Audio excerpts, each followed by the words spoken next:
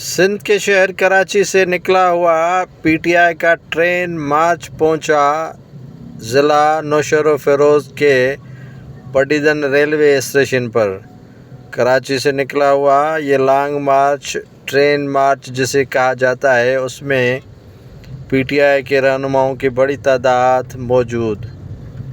इनमें पीटीआई के रहनुमा हलीम आदिल शेख व दीगर रहनुमाओं की जानिब से ट्रेन मार्च शुरू किया गया है कराची से, जो सक्खर तक जाएगा।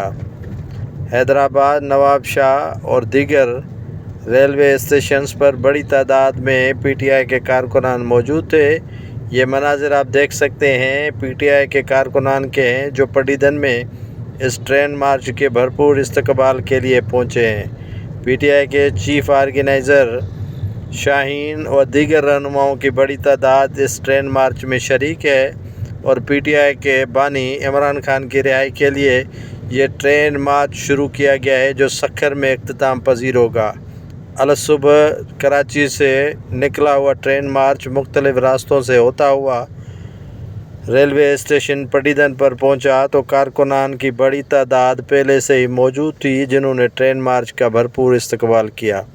हलीम आदिल शेख का कहना है कि वो बानी पीटीआई की रिहाई के लिए भरपूर जदोजहद कर रहे हैं और जदोजहद करते रहेंगे। हलीम आदिल शेख का मज़ीद कहना था कि सिंध के हर शहर में जाएंगे और बानी पीटीआई की रिहाई के लिए जदोजहद करेंगे।